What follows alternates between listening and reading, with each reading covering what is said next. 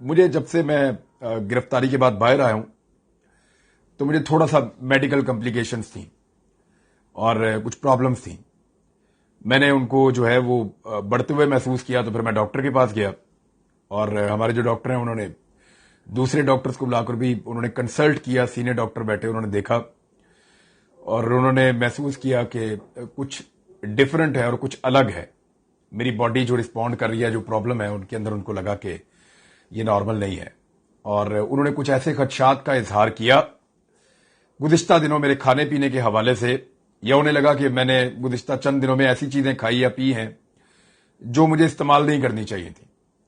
تو ان کے خدشات ہیں اور وہ تو بہت عجیب باتیں کر رہے تھے, لیکن میرے خیال میں وہ خدشات غلط ثابت ہوں گے انشاءاللہ, اور ایسی کوئی بات ہوگی نہیں. میرا یہ پورا ایمان ہے, مجھے بڑا کانفیڈنس ہے اس بات کے اوپر کہ اللہ کرے کہ ایسا نہ ہو. لیکن اس کے باوجود انہوں نے کہا کہ ان کو 90% دے آر شیور کہ معاملہ گڑبڑ ہے.